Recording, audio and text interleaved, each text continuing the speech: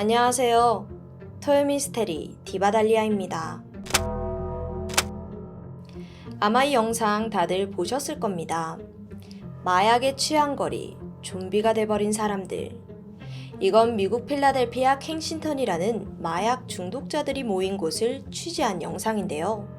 거의 1000만 회를 기록할 만큼 토미 시청자분들도 분명 이걸 보고 엄청 경악하셨을 것 같습니다. 또 다른 해외 유튜버가 찍어온 이 켄싱턴 거리의 모습을 좀 더 살펴볼까요?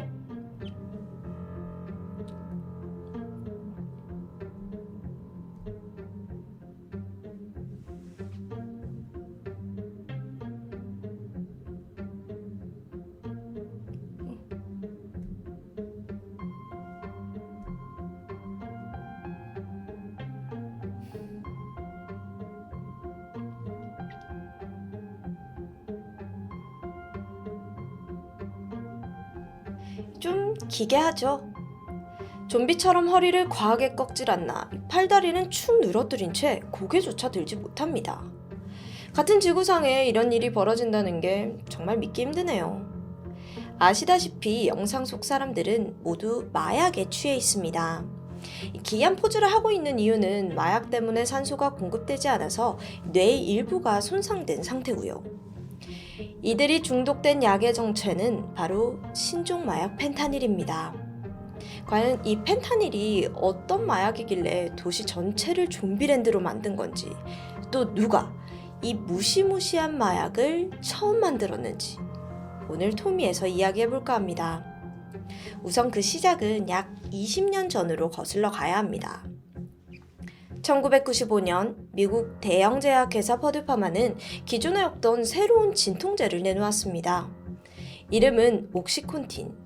현재는 소위 합법적인 마약이라고 불리고 있는데 교통사고나 전신 화상을 당해서 큰 고통이 있는 사람에게는 분명 강한 진통제 역할을 합니다. 당시 이 약이 출시된 이후 아주 공격적인 마케팅을 펼쳤었는데요. 우선 제약사 퍼듀파마는 전국의 의사들을 불러 모아서 경비 전액을 지원하는 학회를 열었어요. 근데 이게 말이 학회지 고급 리조트 골프장에서 다들 먹고 즐기는 호화 여행이었습니다. 소위 접대를 했던 거죠. 이 접대의 목표는 의사들이 앞으로 환자들에게 옥시콘틴을 자주 처방하게 하려는 것입니다. 뿐만 아니라 옥시콘틴을 열심히 판매하는 영업사원들에게는 최고 2억 5천만 원의 보너스를 주고 또 의학 잡지에다가 수백만 달러의 광고를 게재합니다. 옥시콘틴을 사회적으로 인정받게 하려면 정치인들에게도 거액의 기부금을 뿌렸고요. 이 마케팅은 정말 대성공적이었습니다. 2003년이 되니까 미국에 있는 의사 중 절반이 진통제를 쓸 때 옥시콘틴을 선택해요. 그만큼 자기들에게 리베이트를 주니까요. 그렇게 시간이 지나 2016년에는 1,400만 건의 처방전이 발행되면서 무려 2억이 넘는 미국인들이 옥시콘틴을 복용해왔습니다. 그 사이 신난 건 퍼듀파마였습니다. 수조 원의 막대한 이익을 올렸으니까요. 하지만 이 회사가 철저하게 감춘 비밀이 하나 있는데 그건 바로 옥시콘틴이 아편과 같은 오피오이드 계열의 마약성 진통제라는 겁니다. 참고로 오피오이드는 아편을 뜻하는 말에서 파생된 단어입니다. 옥시콘틴이 워낙 강력한 성분이라서 말기 암 환자 같은 이 중증의 환자들에게만 처방되어야 하는데 퍼듀파마는 그 사실을 철저히 묵인했던 거죠. 이후 의사들은 마구마구 환자들에게 처방을 했고요.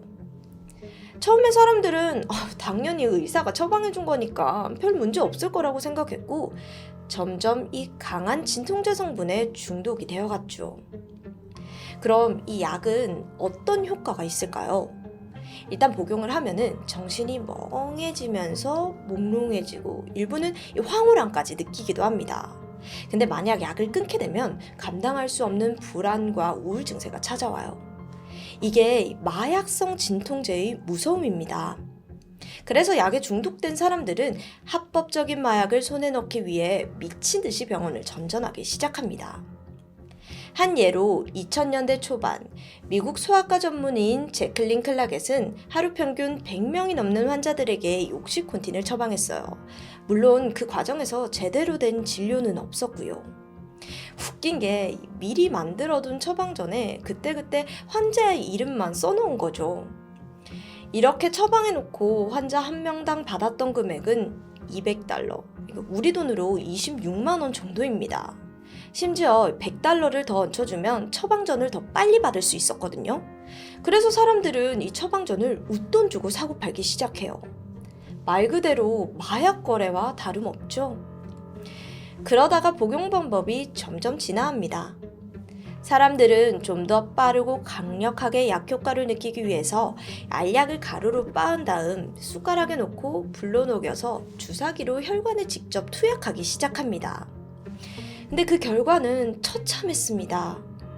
1999년에서 2017년 사이에 미국에서 옥시콘틴 과다 복용으로 사망한 사람이 무려 21만 명.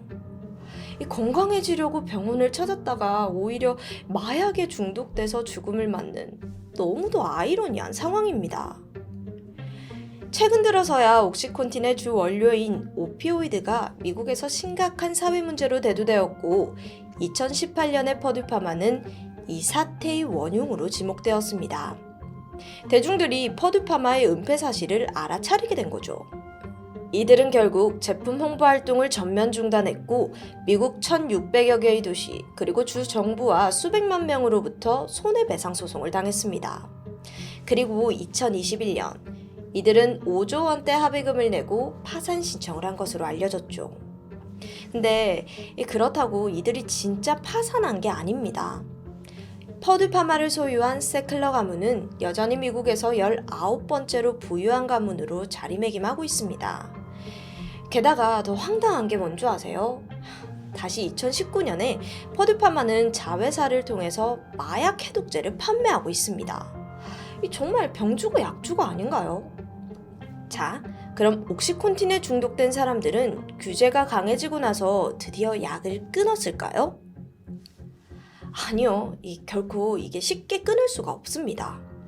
중독자들은 오히려 그것과 비슷한 작용을 하는 마약을 찾아 나섰습니다. 그것이 바로 헤로인인데요. 헤로인 사용자 75%는 옥시콘틴을 통해 오피오이드 계열의 약물에 중독된 것으로 알려졌습니다. 여러분, 마약은 계속해서 진화하고 있어요. 그리고 최근 미국에서 신종 마약으로 급부상한 약물이 있습니다. 그것이 바로 제2의 옥시콘틴이라고 불리는 펜타닐이죠. 이게 앞서 봤던 좀비 도시의 주범이기도 하고요. 펜타닐은 1960년 존슨앤존슨 자회사인 얀센에서 만들었습니다. 이 이름 익숙하시죠? 참고로 이제는 특허가 만료되어서 어느 제약회사나 자유롭게 이를 제조할 수 있는 상황이고요. 펜타닐은 현재 지구상에서 가장 강력한 마약성 진통제로 알려져 있습니다. 위험성으로만 보자면 헤로인의 100배 정도이고 무엇보다도 0.002g의 아주 소량으로도 사망에 이르는 아주 무서운 성분이죠. 워낙 강력하다 보니까 입으로 투약하는 게 아니라 피부에 붙이는 패치 형태로 사용이 되는데요. 하지만 시간이 지나면서 또 다른 정체불명의 합성 약물들과 섞여서 가루 형태의 마약으로 탈바꿈되었습니다. 이럴 경우 계량이 불분명하기 때문에 치사량을 넘기기가 쉬워서 각종 펜타닐 사망 사고가 넘치고 있는 겁니다. 최근 자료에 따르면 2020년 5월부터 21년 4월까지 18세에서 45세 미국인들의 사망 원인 1위는 바로 펜타닐 과다 복용. 코로나나 교통사고 같은 걸 모두 뛰어넘은 거예요. 펜타닐은요, 극히 적은 양으로도 바로 근육경직이 오고 호흡곤란이나 혼수 상태에 빠질 수 있습니다. 또 내려가는 신호를 차단하기 때문에 결국 숨 쉬는 것조차 인지하지 못하고 사망하게 되죠. 설상가상으로 최근 미국에선 새로운 경고가 등장했습니다. 길에 떨어진 1달러짜리 지폐를 줍지 마라. 이게 무슨 말이냐면 몇몇 지역 주유소 바닥에서 1달러 지폐가 발견되었는데 그곳에 펜타닐 가루가 묻어있기 때문이라고 합니다. 경찰은 일부 마약상이 마약 가루를 지폐 사이에 끼워서 운반하기 때문이라고 추측하는데요. 앞서 말한 대로 이 펜타닐은 적은 양으로도 사람을 죽일 수 있었다고 했었잖아요. 그래서 각별한 주의가 필요합니다. 그럼에도 불구하고 이미 많은 미국인들은 펜타닐에 중독되어 있습니다. 왜 그러냐면 이게 두세 번만 흡입하면 완전히 빠져들 정도로 중독성이 강하고 금단 증상 또한 엄청나게 고통스럽기 때문입니다. 그래서 어떤 일이 발생한지 아세요? 마약상들은 펜타닐이 든 작은 마약 한 봉지를 거리에서 공짜로 나눠주기 시작합니다. 이게 일부러 중독자들을 만들어내려는 건데 중독이 돼서 또 약 좀 달라고 찾아오면 한 번 분량에 약 $10 정도를 받고 판매를 해요. 이 가격은 사실 다른 마약에 비해서는 상대적으로 저렴하기 때문에 사람들은 더욱더 약에 쉽게 노출되고 있습니다. 그럼 여기서 미국 마약 단속반은 손을 놓고 있는 걸까요? 물론 미국 역시도 예전부터 마약 사범을 단속하고 있긴 하지만 워낙이 강범위하기 때문에 현실적으로는 어려움에 처해 있다고 합니다. 마약상도 많고 중독자도 너무 많으니까요. 그래서 좀비도시 켄싱턴 역시도 이미 경찰이 손을 쓸 수 없는 처참한 지경이 되어버렸습니다. 정부에서 몇 번씩 나서서 이 대대적인 마약 청산을 위해서 힘썼지만 중독자들은 도움의 손길을 뿌리치고 끊임없이 거리로 쏟아져 나오는 것이 실상이고요.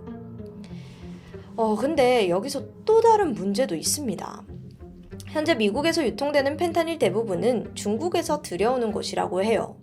즉, 이 중국과의 공조가 없으면 펜타닐을 유통하는 마약왕을 잡기가 쉽지가 않습니다. 하지만 아시다시피 미국과 중국의 관계가 썩 좋진 않잖아요. 그래서 당장은 근본적인 해결책이 불가능해 보이죠. 일명 악마의 약이라 불리는 펜타닐. 놀랍게도 그 공포는 현재 대한민국까지 위협을 하고 있습니다. 지난 2021년 5월 10대 청소년 40여 명이 펜타닐 불법 유통 및 투약 혐의로 붙잡혔고 지금도 관련 뉴스는 심심치 않게 볼 수 있는 실정이죠.